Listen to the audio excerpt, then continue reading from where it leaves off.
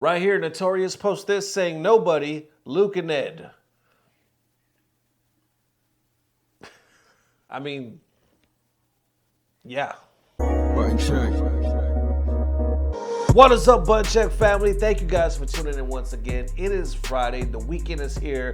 We done made it. CEO, one of the biggest tournaments that we got is actually happening right now this weekend. Be sure to check that out. We got some hot topics. We're about to jump into it. Hope you guys are enjoying your day because as you know, it's about to get better. Let's go. All right, now into these next buttons that need to be checked. This one was very eye-catching, very interesting right here. Somebody by the name of Wandzardeen, if I'm saying that correctly, at _Wandzardeen_. Not sure exactly where this came from. I think they might have actually drew this themselves, but here's saying gender bend Guile Abigail. Possibly a play off Abigail.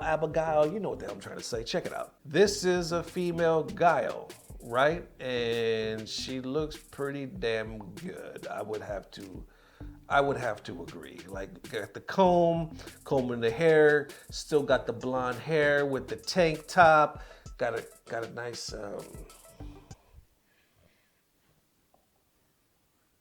flash kick is what the hell I'm trying to say. All right, now into them first set of buttons that need to be checked on that CEO tip. You know, a lot of players are excited because it kind of, you know, getting them offline vibes again.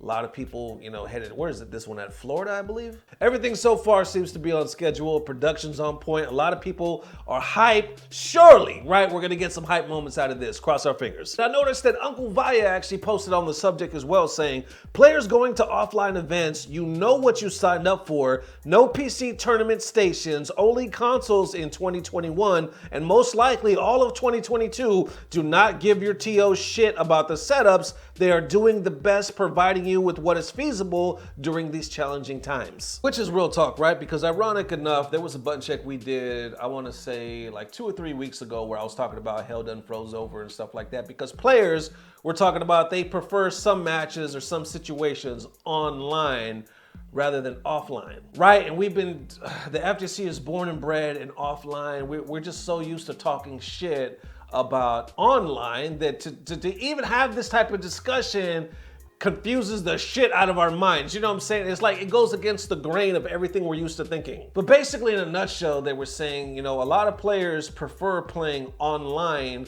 on the PC rather than offline on the PS4 because they're like, yo, you experience certain lag on the PS4. It's actually a better connection if you set it up a certain way on the PC. So I think that's what Vaya is talking about, and he's going to talk about like, yo, just respect what you have right now. They're doing the best, like literally this is what it is right now, so let's be appreciative of everything that's going on and everything that CEO is doing. And interesting enough, that brings me to the next subject where I saw, I think Brian F was like interviewing Nemo or something like that, and they were talking along the same lines as far as like how like overseas players see the PC versus the PS4 versus American players. Let's check out the clip. 方が環境よくねっていう感じにちょっとなってしまってる部分があります。 Okay, Nemo just got done talking. It's an actually interesting question. With Japan, it's not as big as America is. So if you have the right setup and the right network, you can actually have a really good online match. And with Japan, if they win an online tournament or anything like that, they rate that as much as an offline tournament now. Wow. Actually, and that's crazy. I didn't know that. Actually, it's what's interesting about it is that right now, everyone that plays competitively, they have a really good setup. They have like 240 hertz monitors and really good PCs to go with it. They are used to that high spec environment at the moment. But with offline, you can't do that, right? It's normally like PS4 or PS5s. Right, PS4 and PS5. It's not 240 hertz, it's like 60 hertz. So they feel the lag when they play offline more than they do when they play online now. That's why they feel the lag when they play they offline. rather play competitively online now than they do offline because they already have their system at home. That's a common joke that people make. Like people were making that joke at Red Bull Kumite also, especially because the LCQ was on PS5, but the main event was on PC. Very good setups on PC because everyone's done the same thing. Switch to PC, 144 hertz, 240 hertz, higher refresh rate, less lag. And the joke was like, oh, instead of doing the LCQ, let's just do it online on our PC. And players were even purposely making their PC laggy to practice for the LCQ. So that's actually kind of common too. But I feel like the American audience thinks that, but at the same time, they also don't respect online. So you can't win. That's the thing in America. You can't win. Either it was laggy offline because you're not on PC, or it was online so it doesn't count.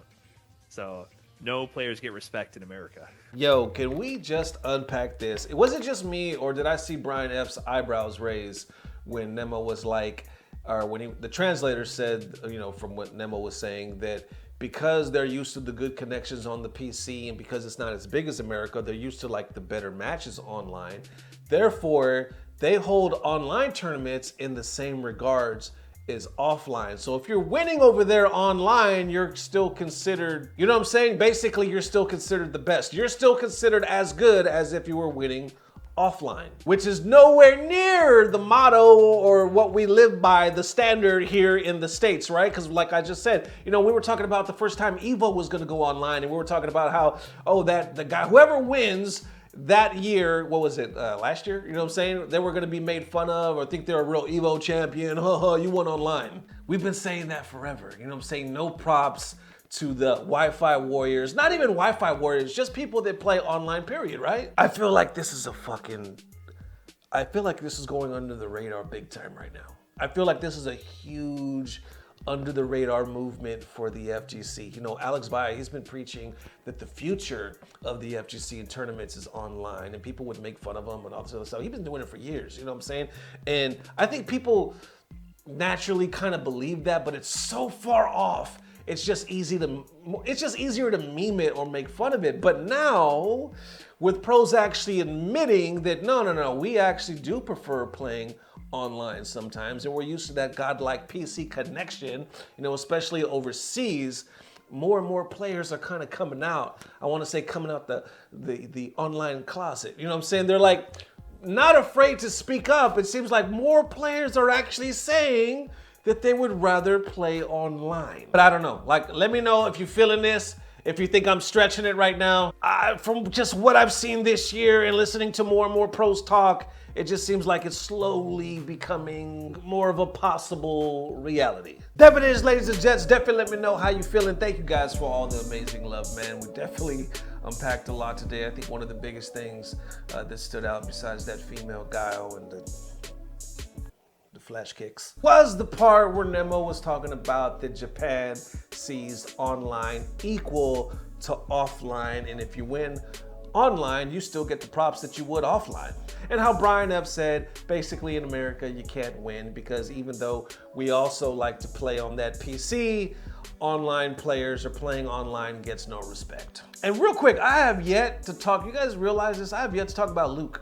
I have not. Luke just came out, this week? Haven't really talked about him. I missed the drop. I was busy, you know, doing stuff. I was like, shit, everybody else had already did reaction videos and their thoughts and all that. So I kind of just let it pass.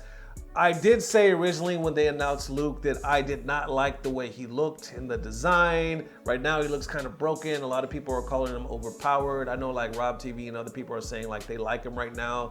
Looks like he does hella damage. I know somebody posted this one picture, looked like a damn Whataburger signal logo on his chest. That was funny as hell, you know what I'm saying? Besides that though, I'm just not really, wasn't a fan of Ed, and I'm not really a fan of Luke. I'm just not. And really, honestly, it's because I'm biased and a little butthurt. I'm not even gonna front, man. I wanted Dudley so bad. They could have just given us Dudley. Abel, they could have just given us Abel, you know what I'm saying? Hakan, they could have given us so many dope characters that we've been begging for, but no, they give us Luke, and then they back it up with saying this guy is very important to the next Street Fighter. It's the future of Street Fighter, and that actually makes me worried because I don't like the way the future looks right now. And I know I'm sounding like a hater right now, and I'm not, because trust me, at my core, I'm a Street Fighter fanboy. I'm a Capcom fanboy. I love Street Fighter, and I'm actually rooting for it, and I hope 6 is so much better. And real quick, before we get out of here, I know I seem like I'm talking too much, but people that are going to CEO, it's kind of like a left field post, but they're actually giving love to a restaurant. I guess, you know, somebody in the community went to eat over there and they found this cool little restaurant. Right here they post saying, CEO this weekend wanted to let everyone know about an amazing family-run restaurant that is only 20 minutes from the venue. It's called Soulicious Korean Barbecue, and it's still trying to get back on its feet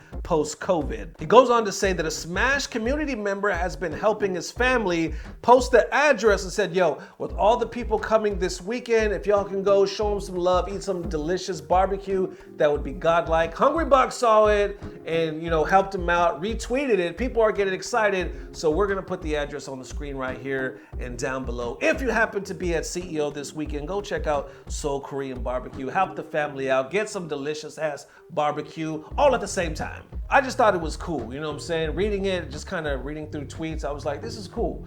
People are just wanting to help. This is what the FGC does, you know what I'm saying? It's all about not just fighting game community, but it's the family gaming community. I know it has been for at least for my family, especially doing button check and, you know, just meeting you guys, talking with you guys, all the love. How could we not? So if you happen to be there, definitely check them out, show them some love. There it is, one more again. Thank you guys for all the amazing love. We will see you, if not tomorrow, definitely the next day, the next morning. Love y'all forever. See you soon.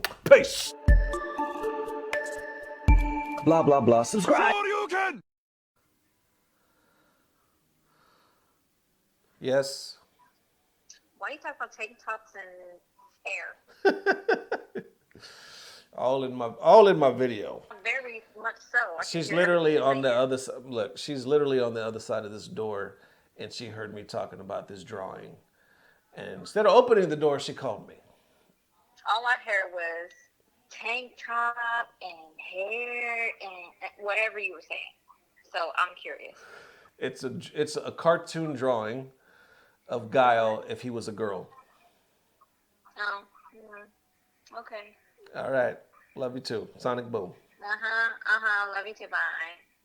Like I said in my last video, marriage, it's wonderful.